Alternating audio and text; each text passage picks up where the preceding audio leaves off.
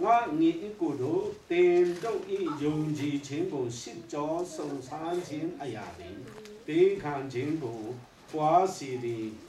不比么嘞，突啊边announce的呢，我中到看嘛，我秒是阿将得批评我没讲咯，送3000看呀都看，我秒是阿批没讲咯。Number 7嘛，送上老师经过，得看到土地，明了是一，哈利路亚。将我家十招送上经过看别嘛，培养的经过七道土地，个地他都没到，得的时候不呀没。这个叫送上老师经别的话看嘛，真的咯promotion နော်အသက်တရဖို့ရမယ်တဲ့အဲ့ဒီတော့ကြောင့်ဒီကနေ့ဘာဖြစ်လို့လူတွေကလောကမှာအခက်ခဲနဲ့တွေ့ကြုံကြတယ်ဆိုတဲ့အကြောင်းကိုအနေနဲ့ကျွန်တော်ပြောရအောင်သူကအမေရိကရောက်ပြီမဲ့အခက်ခဲရှိတယ်နော်ကျွန်တော်အမေရိကရောက်တဲ့အခါမှာအားလုံးဆုံးလင်းသလားလို့ကျွန်တော်မျှော်လင့်ကြတယ်အမေမဟုတ်ပြန်ဘူးအမေရိကရောက်တဲ့အခါမှာလည်းအခက်ခဲရှိတာပဲနော်ကျွန်တော်တဲတဲ့အိမ်မှာဆိုလို့ရှိရင်ဆရာတဲ့အာမနာနဲ့စားချင်တာလေးစားမနဲ့ပြန်ကျွန်တော်6နာရီတွားတော့မယ်ဆရာတယောက်တဲအိမ်မှာနေမယ်ပြန်စားချင်ဖြစ်သွားတာညမှာကျွန်တော်မနဲ့9နာရီလောက်ထားသူတို့မရှိတော့ဘူးဒီခဲတတာလေးကြီးလက်ဖေးပဲမဖြောလဲရှာအဲ့လိုဖြစ်နေတော့အမေရိကရောက်မယ်ဆိုတော့အားလုံးဆုံးနေမလားမဆုံးနေဘူးနော်ကိုရောက်တော့လေအလုပ်ကိုတနားလောက်တရက်လောက်ပြတ်ပြီဆိုတော့အလုပ်ကနေဖြုတ်ခြင်းနဲ့ခံရတယ်တော်ဆိုတဲ့ boss ကြီးဆိုလို့ရှိရင်အဆူခံရတယ်ဘယ်လောက်ပဲကျွန်တော်တို့ဗမာပြည်မှာအကြီးတွေဖြစ်နေတတိတွေဖြစ်သူအမေရိကရောက်တဲ့အခါမှာသူများလည်းရောက်ပြန်တယ်အဲ့ဒီတော့ကြောင့်ဒီမှာလည်းအစင်မပြေပြန်ဘူးအဲ့ဒီတော့ကြောင့်ကျွန်တော်ဘာဖြစ်လို့ကျွန်တော်လူတွေကအခက်အခဲကိုတွေ့ကြတယ်နော်နံပါတ်1မှာဖယားစင်တဲ့တာသမီးတွေဖြစ်တဲ့အတွက်ကြောင့်စာတမနာရဲ့ target ဖြစ်နေတယ်ဆိုတဲ့အကြောင်းကိုကျွန်တော်သိတယ်ဝိညာဉ်ဗျာဒိတ်ကျမ်းထဲမှာကျွန်တော်ကြည့်အောင်ဗျာဒိတ်ကျမ်းအခန်းကြီး7နော်အခန်းကြီး7နှစ်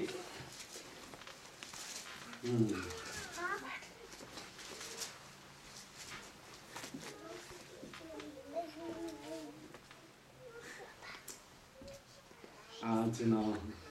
ကိုင်းနေကြမို့တော့ကျွန်တော်ချမ်းစာကိုကျွန်တော်နေဆက်နှစ်မှာအငယ်ခုနနဲ့အားနေဖတ်မယ်ဆိုလို့ရှိရင်ဆက်နှစ်ထိကျွန်တော်ကျမ်းပိုက်မှာတော့အဲ့ဒီထဲမှာနေ့ရောညရောတစ်ချိန်လုံးကိုကျွန်တော်တို့ကိုအပစ်တင်မှုစောင်းနေတော့ဒီစာတမနာနဂါကြီးတဲ့ကျွန်တော်တို့ကခရစ်တော်ရဲ့တာနော်ဖျားစင်နဲ့တာဖြစ်တဲ့အခါမှာအတိကစာတမနာရဲ့ကျွန်တော်တို့ရဲ့ဘာလဲတိုက်ပွဲထုံးနေဘူးအတိက target ကျွန်တော်တို့ကဖြစ်နေတယ်ဆိုတာကျွန်တော်သိဖို့ဖြစ်တယ်ဘာဖြစ်လို့လဲစာတမနာရဲ့ကြီးရွယ်ချက်ကအလုံးငါးပါလဲဆိုတော့ဖြတ်စည်းမယ်ပြီးတော့ခိုးမယ်ပြီးတော့တတ်မယ်သူ့လုံငန်းအထီးတုံးကိုအဲ့ဒီတော့ကြောင့်ယုံကြည်သူတယောက်ရဲ့ယုံကြည်ခြင်းလို့သူဖြတ်မယ်ယုံကြည်ခြင်းကိုဆုံးခွာပြီးမှသူနဲ့အတူတူငရဲသွားမယ်ပေါ့လောကမှာဆင်းရဲဒုက္ခခံကြည့်မယ်အဲ့ဒီတော့ကြောင့်ဖယားရှင်ကိုကြောခိုင်းမယ်ဆိုတာစာတန်မာနရဲ့လက်ချက်တည်းအဲ့ဒီတော့ကြောင့်အမေရိကရောက်လဲခက်ခဲရှိတယ်ပိုက်ဆံအများကြီးရလဲအခက်ခဲရှိပြန်တယ်နော် ကျေးဇူးတော်ကြောင့်ကျွန်တော်ဒီအထောက်ဆောင်မှာရောက်တဲ့အခါမှာပထမဆုံးတရားဟောတဲ့အခါမှာကျွန်တော်ညီကိုလေးဆရာကြီးတဲ့အကိုဦးလေးဆိုပြီးလက်ဆောင်လာပေးကြတယ်မကြောက်ဘူးကျွန်တော်ပေးတဲ့လက်ဆောင်တွေကိုကျွန်တော်ပိုက်ဆံနဲ့ကျွန်တော် passport နဲ့ဘလို့ခိုးချင်းခံရတော့ခိုးအဲ့တော့ကျွန်တော် yes ကနုတိုင် yes ကနုတိုင်တော့အဲ့ဒီအမေရိကရဲတွေကလည်းဘယ်လောက်ကောင်းလဲလို့ချစ်ချင်းကျွန်တော်ပြောတာ9 နာရီလောက်နော်9 နာရီလောက်ပြီးနေတယ်ကျွန်တော်ည9 နာရီမှာအစီဝေးစားပြီးကျွန်တော်အစီဝေးလို့ကျွန်တော်စိတ်ထဲမှာပြောတယ်ကျွန်တော် passport ကျွန်တော်ဘယ်လိုလုပ်တော့မလဲဆိုပြီးစိတ်ပူပန်တဲ့အချိန်မှာကျွန်တော်တောင်းပြီးမှကျွန်တော်ဆိုတဲ့တခြင်းလား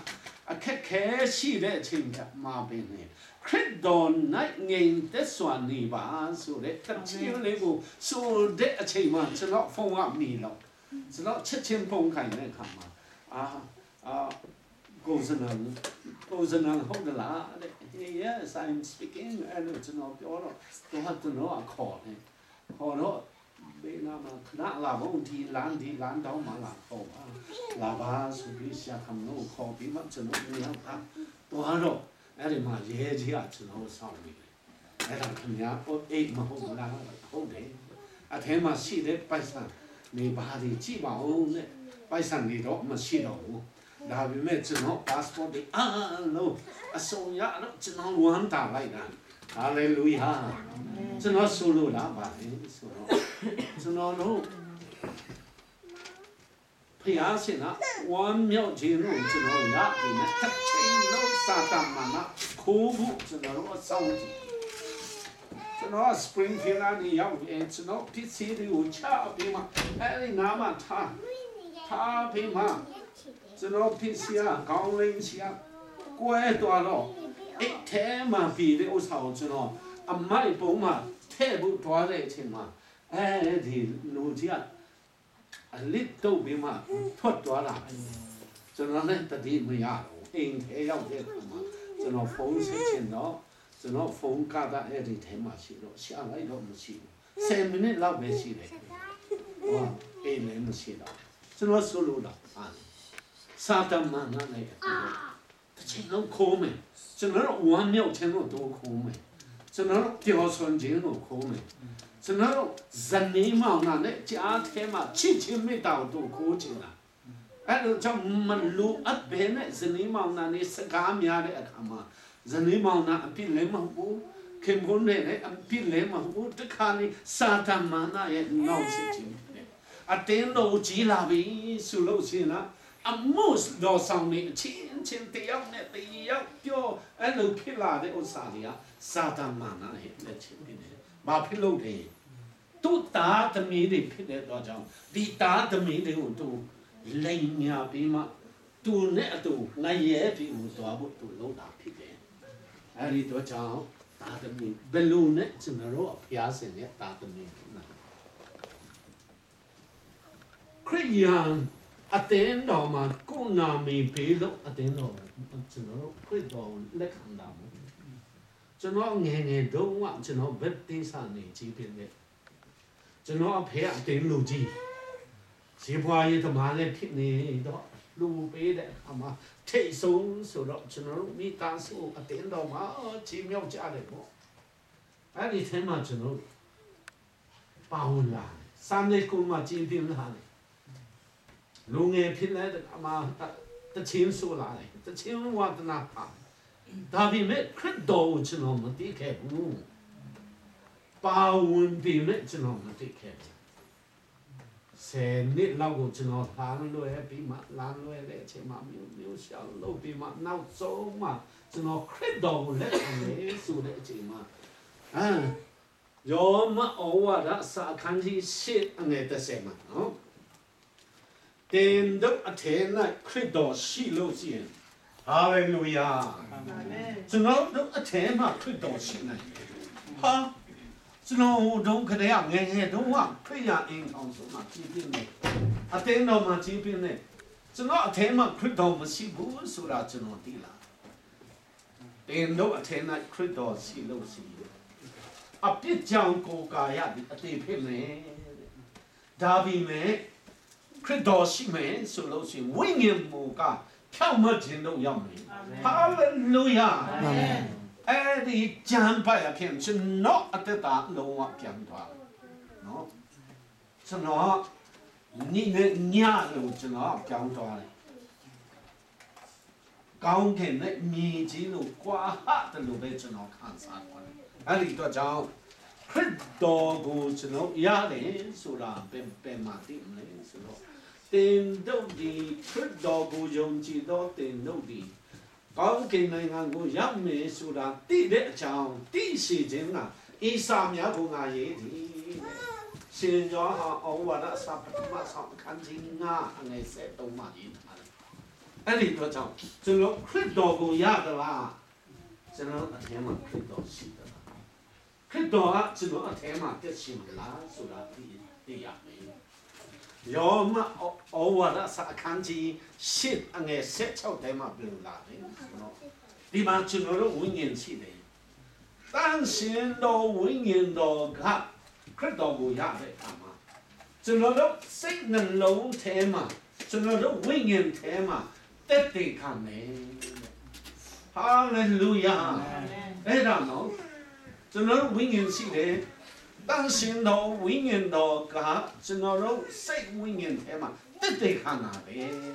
အဲ့ဒီတော့ကြောင့်ဒီလိုရှိတဲ့အချိန်မှာဘုရားရှင်နဲ့တာသမီဖြစ်တယ်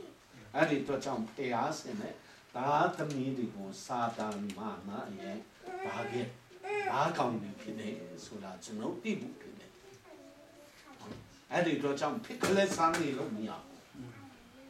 ယုံကြည်သူတွေကတတိနဲ့နေရမယ်ယုံကြည်ခြင်းနဲ့နေရမယ်အဲ့ဒီတော့ကြောင့်စာတန်မာနာတစ်ချိန်လုံးကျွန်တော်တို့အဲ့ဒီဆောင်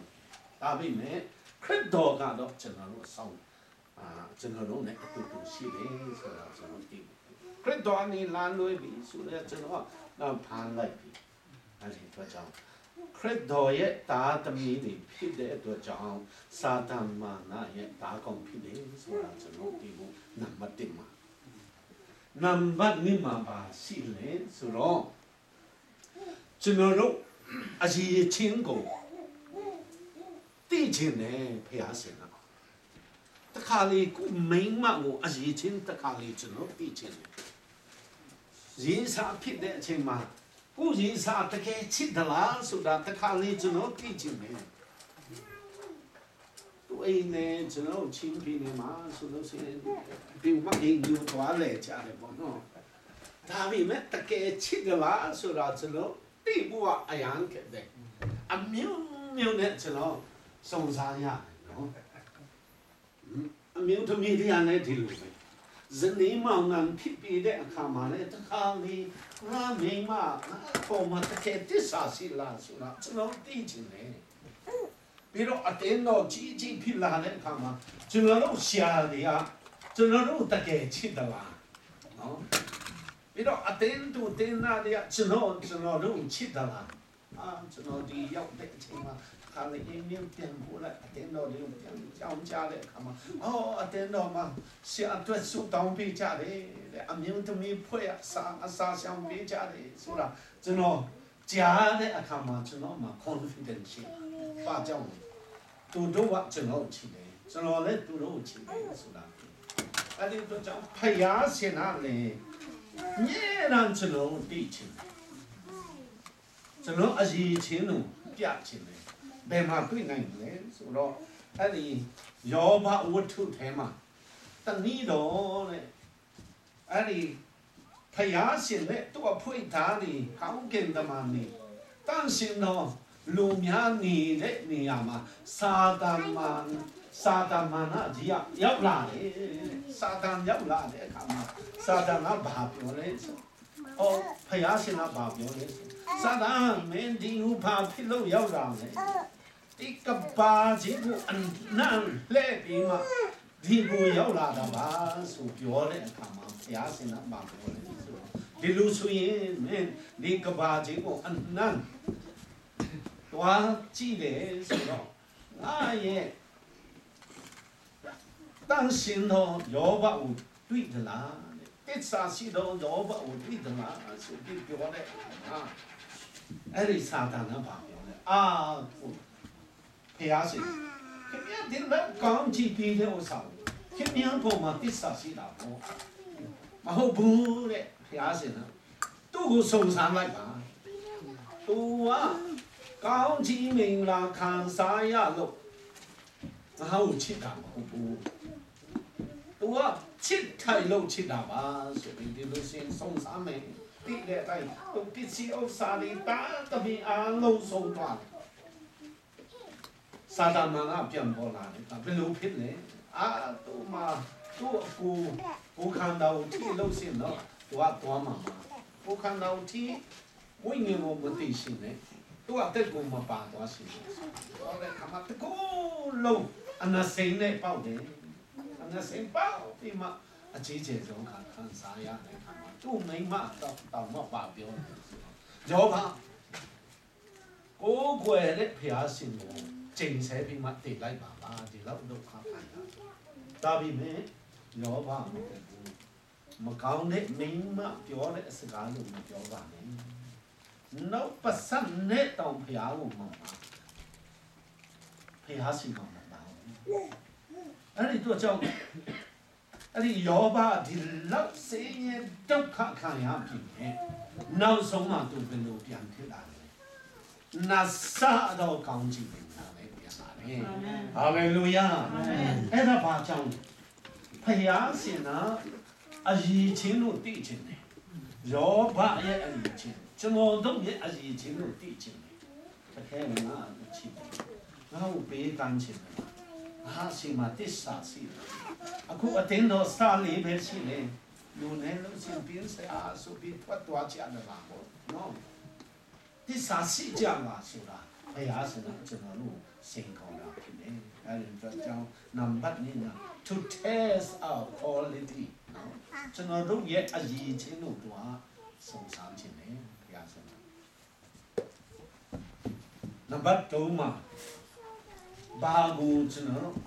ဖျားစင်တာသိချင်လို့ဆိုတော့ကျွန်တော်တို့ယုံကြည်ခြင်းခိုင်မာသလားဆိုတာကိုသိချင်ဟာလေလုယာဟာလေလုယာယုံကြည်ခြင်းဆိုတာဟာဖျားစင်လိုအပ်တဲ့အရာပါလေဆိုတော့ဝတ်ပြုကိုယ်ကိုယ်ခြင်းနဲ့လိုအပ်တယ်ဘေးကံခြင်းနဲ့လိုအပ်တယ်ပြီးတော့ဝတ်ပြုကိုယ်ကိုယ်ဖျားရှင်ချီးမွမ်းမြို့ဖျားရှင်အမှုတော်ဆောင်တာသူ့လိုအပ်တယ်ဒါပေမဲ့ဖျားရှင်ကြည်ကျင်တာပါလေဆိုတော့ကျွန်တော်တို့ယုံကြည်ခြင်းတို့ကိုသိချင်တာဖြစ်တယ် We walk by faith not by sight နော်မြင်ခြင်းအဖြစ်မတော်ပဲလေအားလုံးမှာပိုက်ဆံမရှိဘူးဒါပေမဲ့ဖျားရှင်ကမှနဲ့တခုလုံးမယ်ပေါ့နော်အဲ့ဒါမျိုးပြစင်လားကျွန်တော်တို့ယုံကြည်ခြင်းနဲ့ရှောက်လန်းခြင်းတို့တူဝတ်တာဟာလေလုယာအဲ့ဒီတော့ကြောင့်ယုံကြည်ခြင်းဆိုတာပါလေဆိုတော့မရှိသေးတဲ့ဥစ္စာကျွန်တော်တို့မမြင်သေးတဲ့အရာမျက်မှောက်ပြုခြင်းဖြစ်တယ်အင်္ဂလိပ်ကျမ်းစာထဲမှာဘယ်လိုပြောလဲဆိုတော့ယုံကြည်ခြင်းဆိုတာ substance ဖြစ်တယ် substance ဆိုတာအရာဝတ္ထုကိုကိုင်နိုင်တဲ့အရာလို့ဖြစ်ရမယ်ကျွန်တော်တို့ယုံကြည်ခြင်းနော်ဟောကျွန်တော်ယုံကြည်ခြင်းဥပမာတစ်ခုပြောကျွန်တော်ကျမ်းစာကြောင်းတက်တဲ့အချိန်မှာအမရရုပ်ရှင်ရုံမှာရန်ကုန်မြို့ကြီးမှာကျွန်တော်ရုပ်ရှင်ကြည့်တော့ကျွန်တော်စိတ်ထဲမှာဘာဝင်လာလဲဆိုတော့ဒီရုပ်ရှင်ရုံလို့ရုပ်ရှင်ဖျားကြောင်းတစ်ခုဆောက်ရင်မကောင်းဘူးလားကျွန်တော်ဗမာပြည်မှာရုပ်ဖျားကြောင်းဆောက်လို့ရှိရင်အစီယပြည်တရားအနာနာပြည်90အစီယတရား20အနာနာပြည်60အစီပြည်50ပြည်လို့ရှိရင်25ရှိမျောလေးအစီအနီထိုင်လို့ရှိရင်နောက်ဟာနေအဝေးကြီးနော်တမဒါရုပ်ရှင်လုံးမှာကျွန်တော်ကြည့်တဲ့အခါမှာဟာစကရီနာနဲ့နေနေလေးကျေလေးဖြစ်နေတော့လက်အများကြီးဆမ်းတော့ကျွန်တော်ချက်ချင်းဒီဖျားကြောင်းဟိုဒီပုံစံဆောက်ရင်မကောင်းဘူးလားဘာဖြစ်လို့ဒီပုံစံတိုင်းနဲ့ဗမာပြည်မှာဖျားကြောင်းဆောက်ကြမယ် ဒီပုံစံတိုင်းတမရရုပ်ရှင်လိုမရှောင်ကြတာလေဆိုတော့ကျွန်တော်စိတ်ထဲမှာလာပြီးတော့ကျွန်တော်ချက်ချင်းအပြင်ထွက်ပြီးမှမနေရစမှာဦးကြီးမနေရကျွန်တော်ကူနေပါဆိုတော့ဘာကူနေရမလဲဒီရုပ်ရှင်ရုံထဲမှာလူဘယ်လိုရောက်ဆန်းလဲဆိုတာကျွန်တော်နေလိုက်ရှစ်ရာဆန်းတယ်ကောင်းပြီအဲ့ဒီနေ့ကစားတမရရုပ်ရှင်ရုံလိုပုံစံကျွန်တော်ဖခင်ကြောင့်ဆောင်မယ်ဆိုတော့ကျွန်တော်အထဲမှာကျွန်တော်ခံယူတယ်ဟာလေလုယာအာမင်ဆိုတော့အဲ့ဒီချိန်မှာနိုင်ငံခြားတွေပါတယ်မမြင်ဘူး1980ပြီးတော့1989နဲ့93မှာကျွန်တော်နယူးဇီလန်နိုင်ငံမှာကြောင်းတက်တဲ့အချိန်မှာအဲ့ဒီဘက်မှာဖခင်ကြောင့်เนี่ยဒီဖခင်ကြောင့်နေနော်ဟောတုံးလုံးအရန်ကောင်းတယ်ဖခင်ကြောင့်အမြင့်မြင့်လာလာနေစောက်ကြတယ်ကျွန်တော်တို့ဖျားစီကိုတဲ့အတင်းတော့ majestic house နာကဲကိုတမရအယုံရှင်ရုံပုံစံနဲ့ဆောင်နေတော့အထဲမှာအပြည့်ကျွန်တော်ယုံကြည်ခြင်းကတက်လာတယ်ဟာလေလုယာကျွန်တော်ဗမာပြည်ကိုပြန်ရောက်တယ်1994ခုနှစ်မှာကျွန်တော် foundation ချတော့ engineer ရှားတဲ့ဒီလူပုံစံအိမ်ဆောက်ဖို့အများကြီးကုန်ကြမှာနော်မဟုတ်ဘူးဒီပုံစံကကျွန်တော်အထဲမှာယုံကြည်ခြင်းရှိတယ်နော်1994တက်မှာကျွန်တော် foundation ချ2004ခုနှစ်မှာကျွန်တော်အနုမောရဏလုပ်တာဟာလေလုယာတမရရုပ်ရှင်ရုံလို့မလာပြီမဲ့အဲ့ဒီပုံစံတိုင်းမဲ့တုံလောက်ကောင်းလို့တစ်ထောင်စတဲ့အတင်းတော့ကျွန်တော်တို့ဒီဆောင်နေအဲ့ဒါပါလေကျွန်တော်အထဲမှာမျိုးရှိကြလာတာတစ်ထောင်980နော်ယုံကြည်ခြင်းအပြင်ကျွန်တော်ရှောင်းလာဘယ်လိုဆောင်လဲအဲ့ဒီပုံစံလေးကိုကျွန်တော်မြင်တဲ့အခါမှာထဲမှာအတိမတ်ပြုခြင်းဖြစ်လာတယ်နောက်ဆုံးမှာ1994ခုနှစ်မှာယုံကြည်ခြင်းအပြင် foundation ကျွန်တော်ချတဲ့အခါမှာပတ်စံ3000ပဲရှိတယ်တိမ်ပေါင်း1000ကုန်တဲ့ဖယားကြောင့်ဆောက်ဖို့3000ပဲရှိတယ်ဟာလေလုယာယုံကြည်ခြင်းနဲ့ဆယ်နှစ်ဆယ်မိုးလုံးကျွန်တော်ဆောက်တဲ့အခါမှာအခုဖယားကြောင့်ပြဆင်တာ2004ခုနှစ်မှာကျွန်တော်ဖယားဆင်စီမှာစက္ကန့်နေကျွန်တော်ဆိုလိုတာပါလေယုံကြည်ခြင်းဆိုတာကမျော်လင့်တော့အရာတို့ကိုမျက်မှောက်ပြုခြင်းဖြစ်တယ်အဲ့ဒီတော့ကျွန်တော်တို့ယုံကြည်ခြင်းတွေယုံကြည်တော့သူတွေကယုံကြည်ခြင်းအပြင်ရှောက်လာမှုဖယားဆင်တယ်လို့ဆိုတယ်ဟာလေလုယာဘာကိုယုံကြည်ကြအဲ့ဒီတော့ကျွန်တော်တို့ယုံကြည်ခြင်းရှိတဲ့အခါမှာရှိသလားမရှိဘူးလားဆိုတာဖယားရှင်ကအမြဲတမ်းကျွန်တော်တို့သိချင်တယ်အာဗြဟံလည်းသိချင်တာပေါ့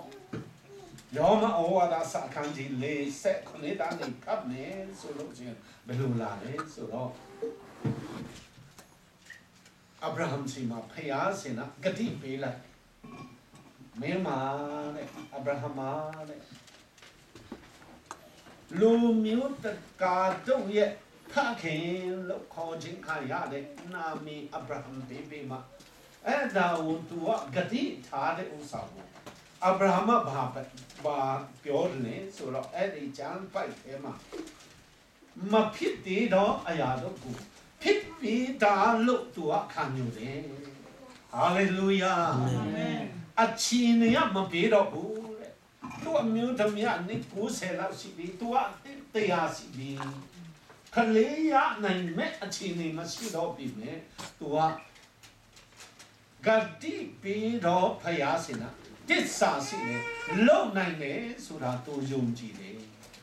ဟာလေလုယာအာမင်အဲ့ဒီတော့ကြောင့်အချင်းနေပေါ်မှာမူတည်ပဲနဲ့ဖယားစင်နဲ့ဂတိပေါ်မှာနေခြင်းဟာယုံကြည်ခြင်းဟာလေလုယာဟာလေလုယာအာမင်ဟာလေလုယာအာမင်ဟာလေလုယာအာမင်အဲ့ဒီတော့ကြောင့်ကျွန်တော်တို့ဘာကိုမျှော်လင့်ကြလဲဘာကိုဖြစ်ချင်ကြအမေရိကန်ရောက်တဲ့ခါမှာဘာကိုဆုတောင်းကြလဲစိတ်ဓာတ်မကြနဲ့ဘုရားရှင်ကကျွန်တော်တို့ရဲ့ယုံကြည်ခြင်းကိုသိတယ်ဆိုတာကျွန်တော်သိမှကြရအောင်နံပါတ်၄အနေနဲ့ ကျွန်တော်တို့ရဲ့အချင်းစာရိတ္တကိုဘုရားရှင်ကပြုတ်ပြင်ခြင်းတဲ့အတွက်ကြောင့်အချင်းစာရိတ္တကိုပြုတ်ပြင်ခြင်းတဲ့အတွက်ကြောင့်ကျွန်တော်တို့အခက်ခဲကိုဘုရားရှင်ကအခွင့်ပေးတတ်တယ်ဘုရားရှင်ကတော့အခက်ခဲကိုကျွန်တော်ရှိမှမပေးဘူးဒါပေမဲ့အခွင့်ပေးတယ်နော်အခွင့်ပေးတဲ့အခါမှာကျွန်တော်တို့မှာဥပမာဖြင့်ယုံကြည်သူတရားဖြစ်နေမယ် အိုးနောက်ွယ်မှာခိုးတောက်တတ်တဲ့ညီကိုနော်မောင်လို့ရှင်ယုံကြည်သူတယောက်ဖြစ်ပြီးမယ်ဟာဟိုမှာဟိုအမျိုးသမီးစီရဲ့ဒါနဲ့ဟိုမှာတခြားမျိုးသမီးနဲ့ပျော်ပါတဲ့ညီကိုရှိတယ်ဟိုခင်ဗျန်းနဲ့စီရဲ့ဒါနဲ့ထောက်ပြင်းတဲ့အမျိုးသမီးတွေရှိတယ်ဖယားရှင်ပေးထားတဲ့ပိုက်ဆံမျိုးကောင်းကောင်းမတုံးမဲနဲ့အိုးလောကပျော်ပါမှုအတွက်တုံးတဲ့ငြိမ်ကိုလည်းရှိတယ်။အဲ့ဒီအတွက်ကြောင့်ဒီအရာတွေကိုပြုတ်ပြင်ခြင်းတဲ့အတွက်ကြောင့်ကျွန်တော်တို့မှာအခက်ခဲတွေကိုတစ်ခါလေကြုံတတ်တယ်။အခက်ခဲကြုံတဲ့အခါမှာနဲ့ခုနဖတ်ထားတဲ့ကျမ်းပတ်ထဲမှာစိတ်ဓာတ်မကြနဲ့ဖယားရှင်ကကျွန်တော်တို့ကိုကောင်းချီးမင်္ဂလာပေးခြင်းလို့ဖြစ်တယ်။ ဟာလေလုယာအာမင်ဟာလေလုယာအာမင်ကျွန်တော်အသက်တာမှာအရင်တော့ဆိုကျွန်တော်ဆုတောင်းယေရှုတောင်းလိုက်မရှိအမှုတော်ဆောင်တယ်ကျွန်တော်နယူးဇီလန်မှာ1989နဲ့90ခုနှစ်ထိ93ထိတော့ကျွန်တော်ဘန်ကောက်မှာအဲ့ဒီချိန်မှာအကြီးတဲ့ဇနီးမောင်နာကကျွန်တော်ကတဘောကိုယ်တော့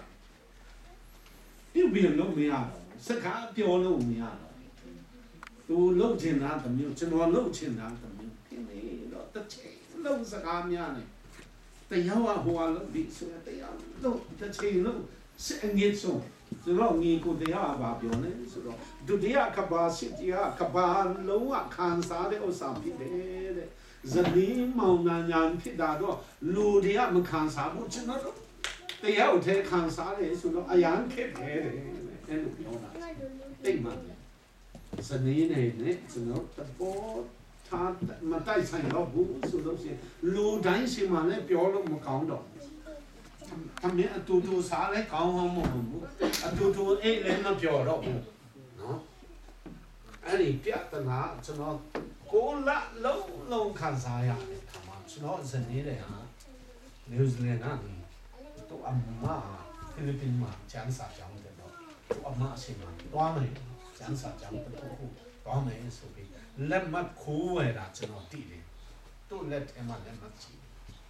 ကျွန်တော်လည်းဒီလိုခက်ခဲလုံးတယ်ဆိုလို့ရှိရင်ဩစတြေးလျသွားမယ်ဆိုပြီးဩစတြေးလျမှာကျွန်တော်အကိုကြီးကျွန်တော်ညီမလေးရှိတယ်ဆိုတော့သူတို့စီသွားတော့မယ်ဆိုပြီးကျွန်တော်ဆုံးဖြတ်တယ်ဒါပေမဲ့ကျွန်တော်စိတ်ထဲမှာကျွန်တော်ပါစင်ခေါ်လေဆိုတော့ကိုတော့ကျွန်တော်အမှုတော်ဆောင်တရားဖြစ်တယ်မိမနဲ့ကွဲပြီးဆိုလို့ရှိရင်ကျွန်တော်အမှုတော်ဆောင်လို့မရအဲ့ဒီတော့ကျွန်တော်အမှုတော်ဆောင်ခြင်းကိုကျွန်တော်တလဖယားရှင်ကိုစိန်ခေါ်တယ်အဖတ်လုံးဝမစားဘဲနဲ့အိုးဒီဘက်နိုင်ငံတွေမှာနွားနုကအရန်များတယ်ဆိုတော့နွားနုဘယ်တောက်လဲတရက်နှစ်ရက်သုံးရက်လေးရက်ငါးရက်ကျွန်တော်29ရက်ပြည့်တယ်